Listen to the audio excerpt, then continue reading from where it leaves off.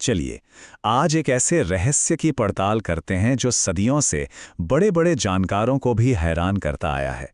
हम बात कर रहे हैं आंध्र प्रदेश के लेपाक्षी मंदिर की। एक ऐसी जगह जो अपने आप में एक अद्भुत पहेली है। तो इस मंदिर का सबसे बड़ा रहस्य क्या है? सोचिए, एक भारी भरकम पत्थर का खंभा जो जमीन को छूता ही नहीं। जी हां, बिल्कुल सही सुना, वो हवा में लटका हुआ है। एक ऐसा स्तंभ जो जैसे ग्रेविटी के नियमों को ही चुनौती दे रहा हो। तो सवाल ये उठता है कि आखिर ये है क्या?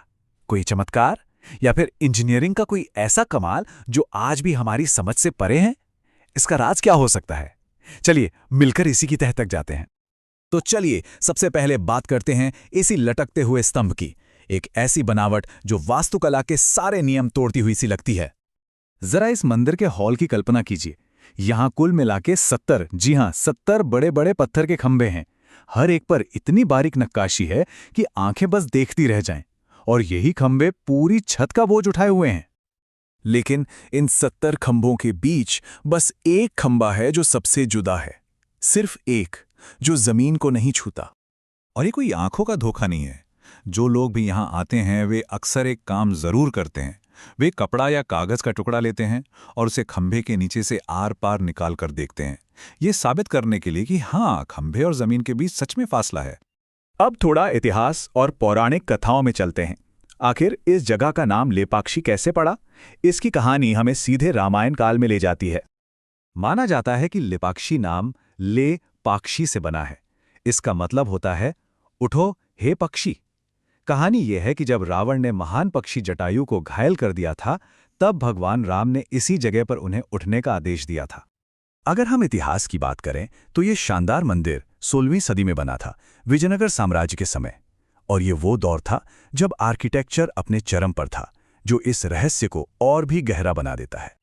चलिए अब एक बहुत ही दिलचस्प किस्से पर आते हैं। एक ऐसा किस्सा जब एक अंग्रेज इंजीनियर ने इस रहस्य को सुलझाने की कोशिश की और नतीजा ये हुआ कि रहस्य और भी ज्यादा उलझ गया। तो हुआ ये कि ब्रिटिश राज के दौरान एक इंजीनियर ने इस खंभे को देखा और सोचा कि ये जरूर कोई बनावटी खामी है, कोई डिफेक्ट है। तो उसने क्या किया? उसने इसे ठीक करने की ठानी। उसने एक जैक लगाया और खंभे को अपनी जगह से हिलाने की कोशिश की।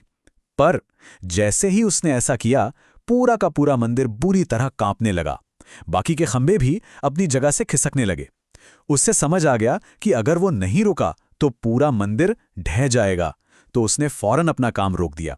उस दिन ये बात साबित हो गई कि ये लटका हुआ खंभा कोई गलती नहीं, बल्कि पूरे मंदिर के नाजुक संतुलन की चाबी है। और पता है, ये लटका हुआ खंभा तो बस एक शुरुआत है। लेपाक्षी मंदिर असल में अजूबों का खजाना है। यहाँ पर भारत की सबसे बड़ी नंदी की मूर्ति है, जो एक ही पत्थर को तराश कर बनाई गई है। हर कोने में लाजवाब बारीक नक्काशी देखने को मिलती है और छत पर बने भित्ति चित्र, सोचिए 500 साल बाद भी उनके रंग वैसे के वैसे ही हैं, जरा भी फीके नहीं पड़े। यहाँ तक कि ऐसा माना जाता है कि देवी पार्वती के पदचिन्ह भी यहीं मौजूद हैं। तो ये सारी बातें हमें फिर से उसी सबसे बड़े सवाल पर ले आती हैं। ये जो लटका हुआ खंभा है, वो आखिर है क्या? क्या ये आस्था का कोई चमत्कार है या फिर ये उस जमाने की इंजीनियरिंग का एक नायाब नमूना?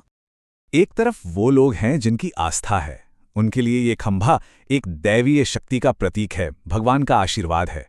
लेकिन दूसरी तरफ कुछ जानकार ये मानते हैं कि ये उस दौर के वास्तुकारों की जबरदस्त काबिलियत का सबूत है कि उन्हें वजन को संतुलित करने की, यानी वेट डिस्ट्रीब्यूशन की, और स्ट्रक्चरल सिमेट्री की कितनी गहरी समझ थी। और यहीं पर सबसे बड़ा सवाल खड़ा होता है ना?